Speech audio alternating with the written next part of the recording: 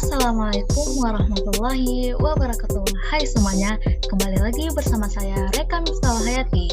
Pada video kali ini, saya akan membahaskan mengenai alat pendidikan. Nah, apa itu alat pendidikan dan apa saja yang berhubungan dengan alat pendidikan? Mari simak video penjelasannya.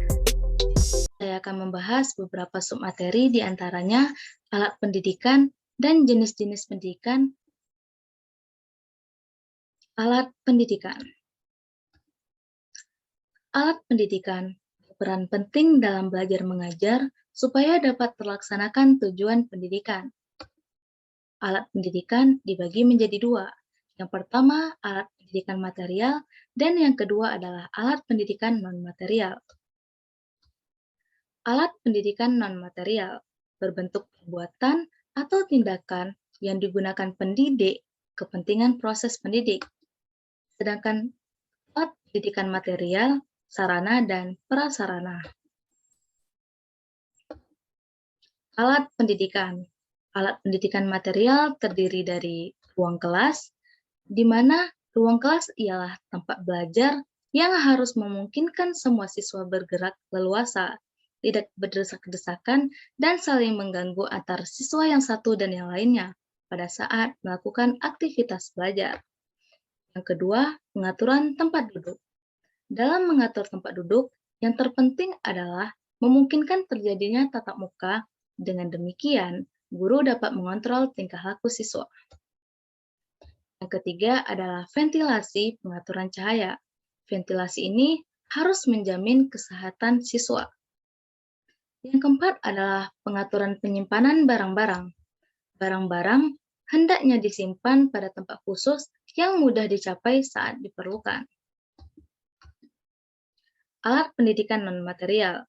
Yang pertama adalah kebiasaan, yang kedua adalah suruhan, yang ketiga adalah larangan, yang keempat menganjurkan, yang kelima mengajak, keenam memberi contoh, ketujuh memuji, dan yang ke-8 menghukum. Saya akan menjelaskan tentang hukuman. Menurut KBBI, hukuman ialah menjatuhkan hukuman kepada, membiarkan orang menderita, atau susah sebagai balasan atas pelanggaran yang dilakukannya. Hukuman ialah sebagai alat pendidikan yang digunakan seseorang untuk memotivasi anak agar tidak melanggar aturan yang telah dibuat dan mematuhi perintah guru, sehingga prestasi belajar atau hasil belajar siswa dapat dicapai. Hukuman mempunyai 3 fungsi loh. Apa saja itu? Restristik, yaitu hukuman yang dapat menghalangi terulangnya kembali perilaku yang tidak diinginkan pada diri siswa. Yang kedua, pendidikan, yaitu dapat dijadikan pelajaran berharga bagi siswa.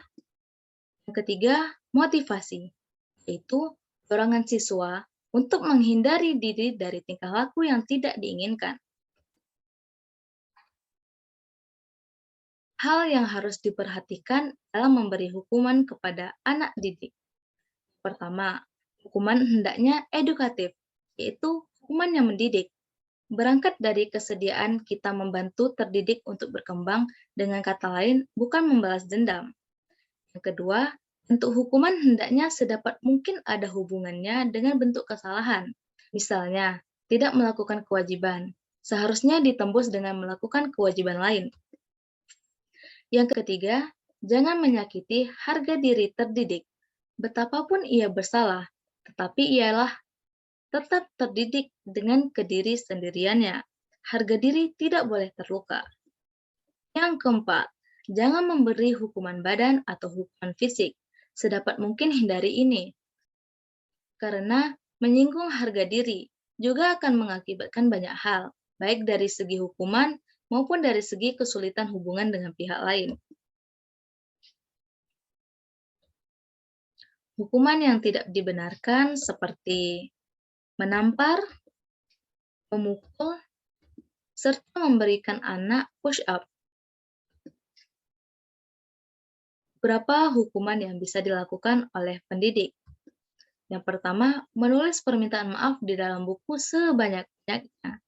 Yang kedua, maju ke papan tulis untuk mengerjakan pertanyaan. Yang ketiga, maju ke depan dan menyanyikan lagu kebangsaan. Yang keempat, membelikan permen dan membagikan ke teman sekelas. Menghafal Undang-Undang Dasar dan Pancasila.